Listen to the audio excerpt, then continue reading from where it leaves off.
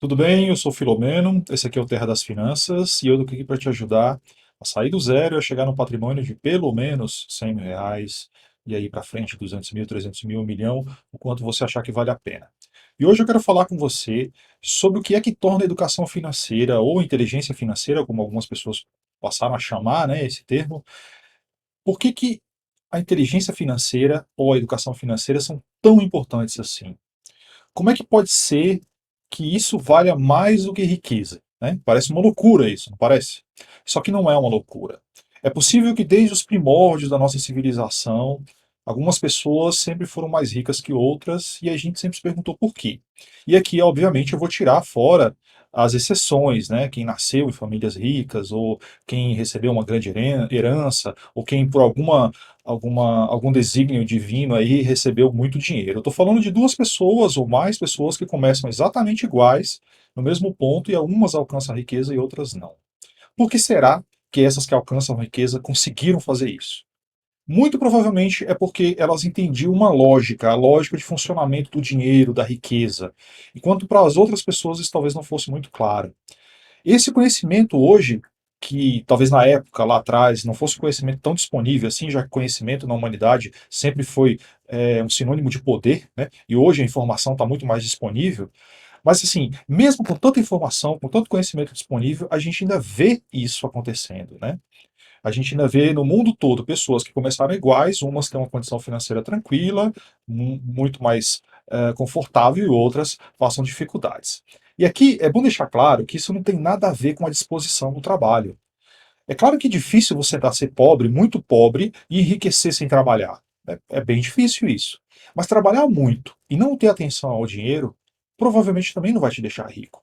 E é isso que muitas pessoas às vezes não entendem, que o fato de você trabalhar muito, se dedicar muito, acordar cedo, se você não entender a lógica do funcionamento do dinheiro, isso não vai resolver, isso vai continuar te deixando pobre. Porque ter educação financeira, ser educado financeiramente, significa seguir um estilo de vida que é mais ou menos compatível com o que você tem hoje e com seus planos para o futuro. É como se você tivesse começando agora uma corrida e você tem só os seus tênis, mas você já tem o plano de chegar lá na linha de chegada. E aí você precisa criar planos e executar esses planos. Em outras palavras, você precisa lidar com inteligência e aprender aquilo que você não sabe. Por exemplo, você precisa aprender leis, você precisa entender, internalizar leis, como a lei de ouro do Warren Buffett, que diz assim: as duas regras que um investidor deve seguir. Regra 1, nunca perca dinheiro. Regra 2, nunca se esqueça da regra 1.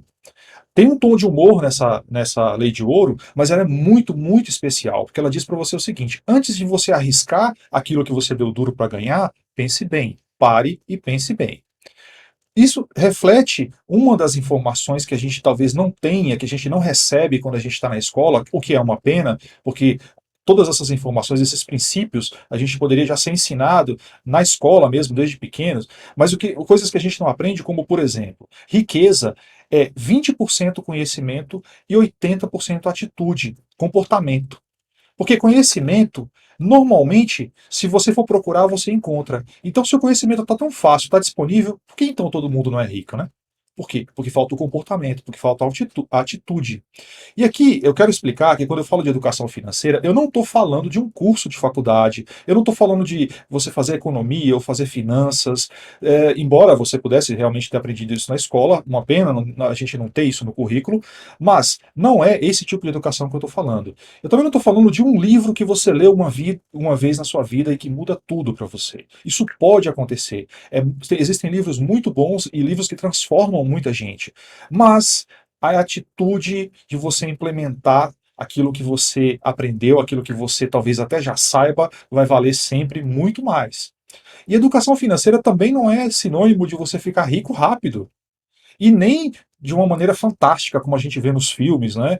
A gente vê nos filmes geralmente assim, a pessoa, ela tem um grande desafio pela frente, aí ela vence aquele desafio e em mais ou menos 2 horas ali que o filme dura, ela saiu de uma condição muito ruim financeiramente e se tornou muito rica. Isso na vida real é impraticável, isso não acontece na vida real. É importante a gente lembrar disso, porque Esse tipo de fantasia, que é perpetuada normalmente pelos filmes, especialmente os filmes hollywoodianos, é que criam situações como aquelas das pessoas se envolverem em pirâmides financeiras, em golpes, porque acreditam que a riqueza fácil, ela está assim, ó, ali disponível para qualquer um. Isso não acontece. É preciso você entender o funcionamento do dinheiro primeiro, o funcionamento da riqueza.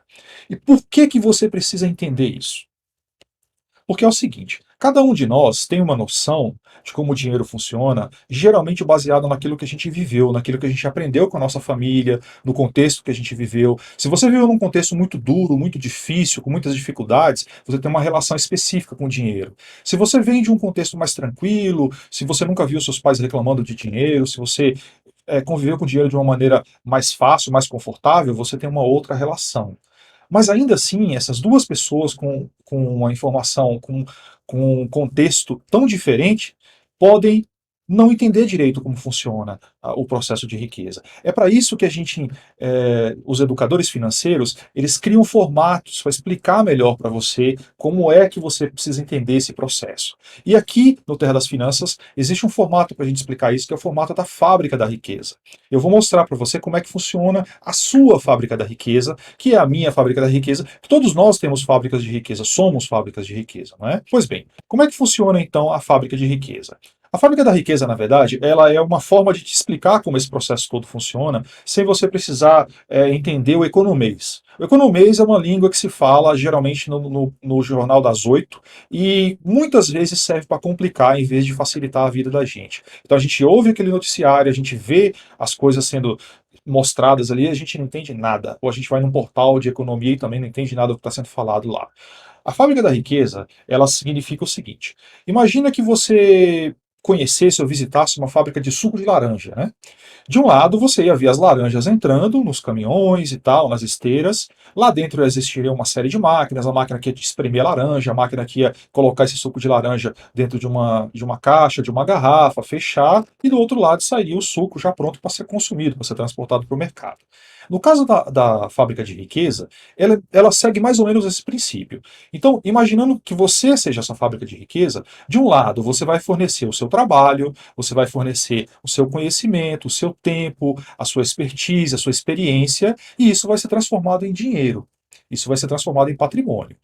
Pois bem, se a gente olhasse essa fábrica por dentro, se ela pudesse imaginar essa fábrica por dentro, ela teria três grandes máquinas. A primeira máquina, a máquina que começa tudo, é a máquina de fazer dinheiro, que geralmente é o nosso trabalho. Geralmente, na maioria das pessoas, é o trabalho, é o emprego, mas para algumas pessoas, essa máquina de fazer dinheiro também pode ser um comércio, também pode ser uma empresa, também pode ser um apartamento que está alugado e a pessoa recebe dinheiro do inquilino. Então, tudo aquilo no seu patrimônio, tudo aquilo que é capaz de fornecer dinheiro para você, faz parte dessa máquina de fazer dinheiro. Quanto melhor essa máquina for, adivinha só, mais dinheiro você ganha, né? Perfeito. Só que todo o dinheiro que sai dessa máquina, ela vai para uma segunda máquina, que é a máquina de poupar. A máquina de poupar, ela tem duas esteiras na saída dela. Uma que é usada para pagar os seus gastos, as suas despesas, e a outra que é usada para você economizar, para você investir. E aí que está o detalhe: se você ganhar, se você fizer muito dinheiro, mas você não economizar nada, não vai ter nada para você investir. Se você gastar absolutamente 100% do que você faz, do que você recebe de dinheiro, você não vai conseguir transformar isso em riqueza, não vai conseguir transformar isso num patrimônio mais para frente. Então, qual que é o segredo da máquina de poupar? É você balancear suas despesas para que você tenha condições de economizar o suficiente para alimentar a terceira máquina, que essa sim é a máquina de investir, que é a máquina que a gente adora falar dela, porque é a máquina mais charmosa, é aquela que a gente aprende, olha, se eu souber como investir, eu vou ganhar muito dinheiro, a gente vê comerciais do cara que paga o cafezinho, né? Ele acabou de investir ali no celular e ele paga o café com o próprio rendimento que ele ganhou ali na hora, numa operação na bolsa. Essa máquina de investir, a gente precisa tomar muito cuidado com ela, porque perceba, você teve um trabalho para fazer o dinheiro, depois você teve um trabalho para poupar o dinheiro. Se você investir mal, o que vai acontecer é que esse dinheiro, ou ele não vai render o suficiente para transformar aquilo num bom patrimônio para você, ou pior, você vai começar a perder dinheiro, porque está fazendo investimentos muito arriscados. Mas a saída da máquina de investir, que é o seu patrimônio, é aquilo que você vai transformar nos seus sonhos. É aquilo que você vai usar, por exemplo, para comprar o seu carro, a sua casa, as suas viagens, a sua independência financeira, para adiantar o seu processo de aposentadoria. E olha que interessante. A pessoa, só existe uma pessoa que é responsável por controlar essas três máquinas. E essa pessoa é você. Só você pode controlar a máquina de fazer dinheiro. Então, quando você vai lá, faz um curso de especialização, troca de emprego e entra numa empresa melhor e ganha mais, você está trabalhando a sua máquina de fazer dinheiro. Quando você melhora o seu processo de orçamento em casa e começa a economizar mais e gastar menos, você está trabalhando na sua máquina de poupar. E quando você estuda, aprende e investe bem o seu dinheiro para que ele se multiplique, para que ele trabalhe 24 horas por dia para você está trabalhando na sua máquina de investir. Sem você trabalhar nas três, o seu processo de enriquecimento não vai funcionar. E é isso que a gente vai ver agora. A gente vai ver uma série de exemplos de pessoas que souberam fazer essa máquina, essa fábrica funcionar perfeitamente e pessoas que não souberam fazer isso funcionar perfeitamente. Vamos tratar primeiro das fortunas perdidas, que se a gente pudesse usar assim, né, um medidor de sonhos, provavelmente a maioria das pessoas iria ter o mesmo sonho em relação a finanças, que é ganhar muito dinheiro de uma vez só, na Mega Sena, que seja, ou um baita de um prêmio, para resolver todos os problemas da vida da gente assim, num passe de mágica, né? Pois bem, isso aqui aconteceu com o Sheriff Gherkins, que é um australiano de 23 anos, ele ganhou 81 milhões de reais na loteria da Austrália, e aí ele decidiu investir, ele pensou assim, poxa, já que eu ganhei esse dinheiro, eu vou investir, e aí ele saiu investindo em tudo que ele achava que tinha que fazer. Ele comprou um pub, ele comprou uma boate, ele comprou um monte de terras na beira do mar, ele comprou um iate de luxo e uma série de outras coisas que na opinião dele era investimento. O que aconteceu? Depois de pouco tempo, coisa aí de 2, 3 anos, esses investimentos, que na opinião dele eram investimentos, fracassaram e ele perdeu absolutamente tudo. Tudo que ele tinha, ele perdeu, ele ficou endividado e agora ele está processando algumas pessoas na justiça porque ele disse que foi enganado, mas a verdade é, ele não tem mais o dinheiro que ele tinha. Vamos ver outro caso interessante, o caso da Bárbara Evans. Bárbara Evans é uma atriz, modelo, ela ganhou um prêmio de 2 milhões de reais no reality show A Fazenda, isso foi em 2013, e outro dia ela deu uma entrevista, recentemente ela deu uma entrevista dizendo o seguinte, que os 2 milhões de reais foram para o ralo, não existem mais, ela gastou absolutamente tudo. Tanto o Sheriff quanto a Bárbara conseguiram fazer muito dinheiro, né? Mas não pouparam absolutamente nada, então o dinheiro não existe mais. E o terceiro caso é o caso do Emerson Fittipaldi. O Emerson Fittipaldi é um corredor de Fórmula 1, um grande nome do esporte, referência para muitas pessoas, inclusive para o Ayrton Senna, que é talvez o maior ídolo dos brasileiros na Fórmula 1. Ele ganhou muitos títulos, foi campeão mundial na Fórmula 1, foi na Fórmula Indy. Ele acumulou muito dinheiro durante a vida dele, tanto pelo esporte que ele praticava, quanto pelos patrocínios, né, que envolvem toda a questão esportiva. Só que nesse momento exatamente o Emerson Fittipaldi ele está com uma dívida em torno de 55 milhões de reais e 145 processos correndo na justiça contra ele. O que aconteceu com o dinheiro que o Emerson ganhou e que agora viraram dívidas? É difícil a gente responder porque a gente não é o Emerson Fittipaldi, a gente não vive a vida dele. Mas o fato é, se você fosse uma pessoa que ganhou tanto dinheiro assim, tanto faz, ganhou na loteria, ou ganhou um prêmio no reality show, ou ganhou esse dinheiro todo ao longo do seu trabalho, como é que você se sentiria se você, de uma hora para outra, percebesse que esse dinheiro não existe mais e que você simplesmente vai ter que começar do zero, ou às vezes até do negativo, né, com dívidas? É triste, é bem triste. É por isso que a gente vai ver agora um outro perfil. A gente vai ver o perfil das fortunas que foram criadas, daquelas pessoas que não tinham absolutamente nada, que nasceram muito pobres ou que em algum momento perderam absolutamente tudo, mas que conseguiram, com trabalho, com investimento, com poupança, conseguiram criar as fortunas. A primeira pessoa, que é o Geraldo Rufino, é um cara de quem eu sou muito fã, porque ele é uma pessoa muito simples, gente muito boa, tem um alto astral fantástico, e a vida dele é uma verdadeira lição. A vida dele sim poderia ser transformada num filme, porque a vida dele é cheia de tragédias e de perdas. Ele nasceu muito pobre, como muitos brasileiros nasceram. A mãe dele morreu aos 7 anos de idade. Ele trabalhava ensacando carvão junto com os irmãos aos 8 anos. Todo o dinheiro que ele e os irmãos ganhavam, ele dava para o pai, e o pai gastava com bebida, com mulheres. Ele foi catador de latinha no lixão, montou vários negócios com os irmãos que sofreram acidentes e perderam tudo, até que em um determinado momento, de um desses acidentes, foi uma vez que eles conseguiram comprar uma Kombi e para trabalhar, essa Kombi sofreu um acidente e ele decidiu desmontar essa Kombi, porque ela não tinha mais reparo, e vender as peças. Disso, ele conseguiu, junto com os irmãos, organizar uma empresa. E essa empresa hoje, chamada JR Diesel, se não me engano, essa empresa hoje fatura 50 milhões de reais por ano.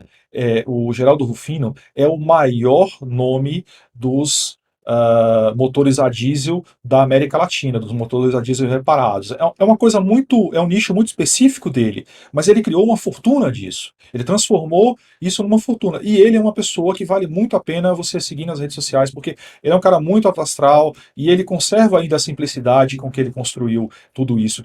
E aí tem uma outra pessoa também de quem eu sou fã, que é o Janguier Diniz. Ele, ele é muito conhecido no Nordeste do Brasil. Ele trabalha desde os 8 anos como engraxate. Só que a história dele é uma história que eu me identifico muito, porque os pais dele sempre forçaram, sempre incentivaram muito o estudo nele, que é mais ou menos como a história da minha família. A minha família, trabalho e estudo sempre foram coisas muito fortes, né? Então, o Janguier Diniz, quando ele ainda era criança, ele saiu de Rondônia, de perto da família, e foi morar no Recife, foi morar com o tio dele no Recife. E lá, estudando e trabalhando, ele fez o colegial, ele conseguiu entrar numa faculdade de direito, ele passou no concurso para juiz, e ele criou lá no Recife uma escola para concursos, já que ele sentia falta de uma escola boa para isso. E em 2003 ele fundou um grupo chamado Grupo Ser Educacional, que abriu capital na bolsa, para você ter uma ideia do tamanho do grupo, abriu capital na bolsa em 2013.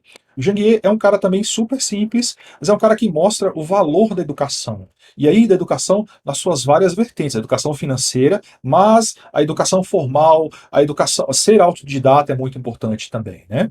Então, a gente vê, tem o caso de quem tinha muito e perdeu tudo, e tinha o caso de quem não tinha nada e ganhou muito. Agora, tem um caso também das fortunas mantidas, que foram aquelas pessoas que ganharam muito e mantiveram isso. O primeiro caso é o caso do Michael Jordan. Michael Jordan, um jogador de basquete, ele é o atleta atualmente mais rico do mundo. Ele, só de trabalhar na NBA, só de trabalhar no Chicago Bulls e em outros times lá, ele recebeu algo em torno de 94 milhões de dólares ao longo de 13 temporadas que ele jogou lá. E aí ele recebeu mais algumas outras coisas também por um tempo que ele jogou na Liga de Beisebol dos Estados Unidos. Ele fez um teste na Liga de Beisebol, não deu muito certo.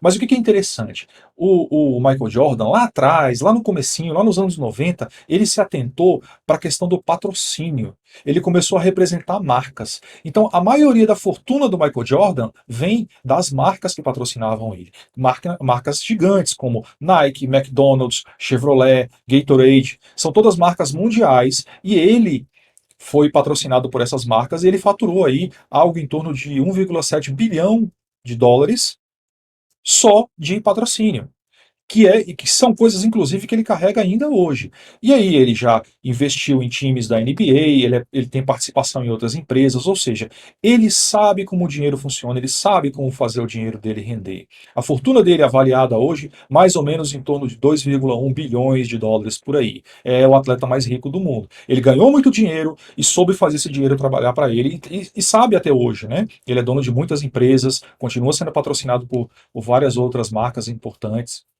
É um cara que sabe muito. Fora do esporte, existe também um ator, o The Rock, o nome dele é Dwayne The Rock Johnson. Provavelmente você já viu ele em algum filme, ele tem estrelado um monte de filmes por aí atualmente. E esse cara, aos 23 anos de idade, ele era jogador de futebol americano. Pelo porte físico dele dá para imaginar, né, que ele realmente é um esporte para ele. Ele é muito forte, muito alto. Com 23 anos de idade, ele foi cortado do time que ele jogava, no time canadense, e ele tinha só 7 dólares no bolso. Só 7 dólares no bolso. Por conta do porte físico dele, da estrutura, ele começou a trabalhar naqueles shows de luta livre, que lá nos Estados Unidos se chama de WWE. E ali ele começou a ganhar destaque, foi aproveitando o dinheiro que ele tinha e foi investindo nele mesmo, na própria imagem, e acabou se tornando um astro de Hollywood. O primeiro filme que ele participou foi O Escorpião Rei, e daí, na sequência, ele emplacou vários outros filmes, e hoje você vê o The Rock para todo lado, ele faz muitos filmes. Então, 25 anos depois, olha só que interessante, o The Rock, o Dwayne Johnson, ele é dono da XFL, que é uma concorrente da NFL, que é a Liga de Futebol Americano. Ou seja, ele se tornou dono de um esporte praticamente, de uma liga que controla um esporte. Ele tem muito dinheiro hoje, mas também tem muito do tino comercial dele e da capacidade dele de trabalhar em prol daquilo que ele acredita e de fortalecer as coisas que tornam a máquina de fazer de dinheiro dele mais vigorosa, né? mais, vamos dizer, que dão uma acelerada, que dão um gás. E eu sei que tem muita gente que ouve essas histórias e fala assim, cara, isso aí é um monte de bobagem. A realidade da vida é outra, sabe? Isso aí não acontece, não, essa é besteira. Pois é claro que eu escolhi aqui para mostrar exemplos famosos, e nem todo mundo vira milionário, nem todo mundo vira famoso. Mas eu tenho certeza absoluta que você conhece exemplos próximos de você desses dois tipos. Tipo um, alguém que em uma determinada época da vida tinha uma condição confortável e que depois perdeu tudo, e que depois passou a viver mal com dinheiro, passou a não ter, mas em alguns casos a pessoa não tem condição nem de se manter. Eu conheço vários casos assim. E pessoas que tinham pouco e que foram juntando, juntando, e foram trabalhando, e foram crescendo, e chegaram num lugar bem bacana. Ou seja, essa pessoa consegue levar uma vida digna, ela consegue não passar necessidade, ela vive uma vida com paz e com tranquilidade. Então, óbvio que nem todo mundo vai chegar a ser o Michael Jordan ou The Rock, ou vai ser o Geraldo Rufino. Claro, mas o que você prefere? Você prefere viver uma vida de privações ou você prefere viver uma vida de paz, de tranquilidade, de conforto? Eu prefiro conforto. E aí eu sempre me lembro de uma frase que eu já ouvi várias vezes, que é o seguinte: você dorme na cama que você faz. Se você faz uma cama de pedra, você vai dormir numa cama de pedra. Se você faz uma cama macia, você vai dormir numa cama macia. Você vai dormir na cama que você mesmo faz. Você cria a sua realidade, né? E aí tem gente que fala assim, que parece muito fácil, né? Que você vê assim, o cara foi lá e fez sucesso. Só que ninguém está dizendo que é fácil. Se você perguntar para qualquer uma dessas pessoas assim, foi fácil? Michael Jordan, foi fácil? Ele vai falar para você, eu treinava 3.000 arremessos. Se você vai perguntar pro The Rock, foi fácil? Ele falar, cara, eu dormi muito tempo na rua, eu dormi muito tempo na academia onde eu treinava, eu fiz um esforço enorme para conseguir chegar onde eu estou hoje. Então, assim, passar necessidade não é bom, não é? Mas eu tenho certeza que para todo mundo, inclusive para você, em algum momento as pessoas vão duvidar. E você também vai duvidar de você mesmo. Mas você precisa seguir em frente se você tem um sonho e você precisa seguir alguns princípios, né? E lógico, também tem que falar assim: mas eu já tentei muito e também nunca consegui. Aí a questão é: você tentou e desistiu? Você procurou outro caminho? É aquela história, você começou na academia ontem e você quer ver o resultado agora? Você foi na academia 2 vezes e já quer estar forte igual The Rock? Né? Tem até um filme aqui no canal que eu falo sobre isso, sobre você desistir porque não está vendo o resultado. Se você parar de tentar, se você parar de tentar buscar o caminho para você mesmo, nada vai acontecer. Nada. Nada vai acontecer mesmo.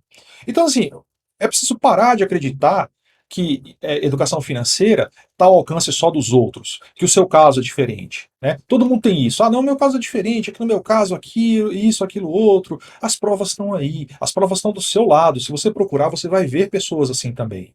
Só se você não quiser ver. Né?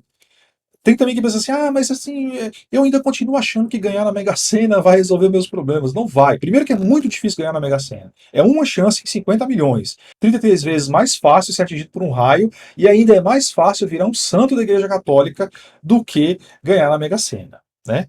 Tem também quem acredita que pode chegar lá sem estudar, sem aprender como o dinheiro funciona. Ó, sem conhecer, sem entender como o dinheiro funciona, você até ganha dinheiro. Eu não estou dizendo que você não vai ganhar. A questão é que se você não entender a lógica da poupança e da multiplicação dos investimentos, esse dinheiro com o tempo ele vai se desfazendo. Foi os exemplos que eu mostrei lá, 3 exemplos. Então, assim, o que você precisa estar atento? Você precisa estar atento para uma série de princípios que regem o conceito da fábrica de riqueza. Qual que é o primeiro, qual que é o primeiro princípio? O primeiro princípio é o seguinte: não fazer dívidas. O primeiro princípio é não ter dívidas. Se você tiver dívidas, você está enriquecendo outra pessoa, não está enriquecendo você. Porque as dívidas, elas crescem de uma maneira muito maior, elas crescem muito mais vigorosamente do que os seus investimentos. Fazer dívidas não é uma boa solução. Existem exceções? Existem exceções. Existem várias exceções. Inclusive, quem tem empresa sabe que trabalhar com dívida para a empresa pode ser até um bom negócio. Eu estou falando do investidor padrão, estou falando da pessoa física, estou falando de pessoas comuns, tá? Existe exceção. Para pessoa comum, para investidores, para pessoas que trabalham, recebem um salário, querem ter uma vida mais confortável, para essas pessoas, fazer dívida não é um bom negócio. Então, considere esse o primeiro princípio, não ter dívidas. Segundo princípio, compor uma reserva de emergência. Mas o que é uma reserva de emergência? Também tem vídeo aqui no canal explicando, mas a reserva de emergência é um colchão de segurança que você cria para proteger tanto o seu coração, quanto o seu patrimônio. É aquele dinheiro que você vai usar quando você tiver uma emergência. Aí por que eu não posso usar o dinheiro que eu tenho investido? Porque às vezes ele não está disponível na hora que você quer, ou às vezes você vai tirar esse dinheiro de lá e você vai perder dinheiro fazendo isso. Então a reserva de emergência funciona para as duas coisas, para deixar você mais tranquilo e para proteger o seu patrimônio. Outra coisa importantíssima, trabalhe com gosto, faça bem o seu trabalho e tenha na sua cabeça que o que você precisa é gerar muito valor. Como é que o Michael Jordan ganhou muito dinheiro? Porque ele aprendeu a gerar valor. Como é que ele conseguiu que a Nike, que a Gatorade, que o McDonald's patrocinassem ele e pagassem tanto dinheiro? Porque ele conseguiu gerar muito mais dinheiro para essas empresas. Ele conseguiu, o Michael Jordan, de alguma forma vincular a imagem dele ao dessas marcas e elas começaram a ganhar mais dinheiro, ou seja, ele gerou valor para elas. É quando você trabalha e gera muito valor, quando você investe nisso, quando você gera valor para sua empresa, quando você gera valor para o seu comércio, o que você está fazendo é fazendo com que mais dinheiro chegue até você. Você nunca vai conseguir pedir um aumento para o seu patrão e ganhar esse aumento se você não gerar valor para a empresa. Então, essa é a lógica que fica muito difícil para as pessoas entenderem. Pô, mas é porque ele deu sorte, é porque isso, é porque aquilo. Eu não estou dizendo que não existe o elemento sorte, mas é importante você considerar que, além da sorte, para você receber um salário milionário, você precisa também ser capaz de gerar muito dinheiro para aquelas pessoas que estão te pagando esses milhões. Correto? Correto. Pois bem. Outra coisa importantíssima, gerar fontes de renda alternativas. Ter uma fonte de renda só, significa o seu salário, ou o seu emprego, ou a sua empresa, é bom, mas ter várias fontes de renda vai fazer com que você nunca fique dependente de uma coisa ou outra. Então vamos imaginar um caso hipotético aqui. Você trabalha e tem uma segunda fonte de renda, por exemplo, você tem um negócio digital, você tem um comércio digital. O que acontece se você perder o emprego? Bom, você vai perder uma boa parte da sua renda, mas você não vai perder tudo, porque você tem uma segunda fonte de renda.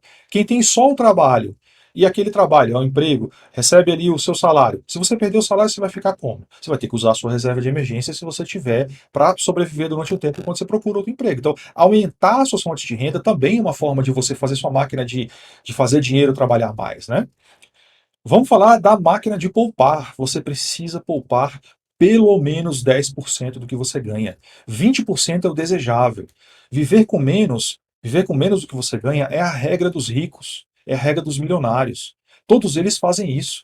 Perceba, se você viver com exatamente a mesma coisa que você ganha, uma hora o dinheiro vai acabar. Se você viver com mais do que você ganha, você vai ficar endividado. É matemática pura e simples. É receita e despesa. Simples assim. Como é que algumas pessoas perderam tanto dinheiro e como é que outras pessoas ganharam tanto dinheiro, sendo que a maioria partiu do mesmo ponto? Porque algumas souberam viver com menos durante um tempo e outras se apaixonaram pela ideia de viver aquele momento e acabaram com toda a riqueza. O caso da Barbara Evans, por exemplo, é um caso interessantíssimo. Ela em pouco mais aí de 7 anos, ela acabou com 2 milhões de reais e não sabe o que aconteceu. Foi pro ralo, na opinião dela. Não foi pro ralo, ela gastou. Né? E eu não estou julgando a Barbara Evans por fazer isso. Não é esse o caso. Eu estou só dizendo aqui que se ela pretendia transformar esse dinheiro em mais riqueza, ela não poderia ter gastado ele todo. Ela teria que ter algum tipo de controle. Por isso que você precisa, mesmo do seu salário, mesmo do pouco que você recebe de aluguel, de onde seja, de todas as suas fontes de renda, guardar pelo menos 10%, 20% é desejável, se puder guardar mais, melhor ainda, porque isso é que vai fazer a sua máquina de investir trabalhar bem. Né?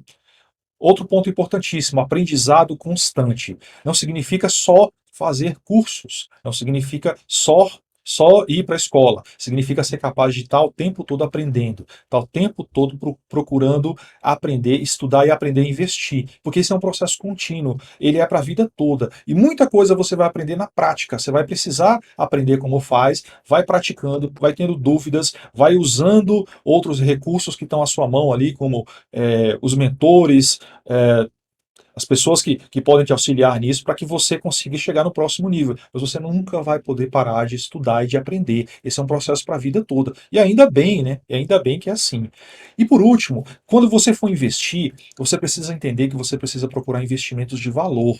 Coisas que você conheça, coisas que façam sentido para você, que você tenha à disposição um bom prazo para investir, investir de maneira diversificada, ou seja, não colocar todo o seu patrimônio numa coisa só, procurar, se você, por exemplo, vai investir em ações, procurar entender um pouco de ações, não entrar nessa do mercado financeiro de querer investir para comprar na baixa e vender na alta, porque isso aí destrói dinheiro demais.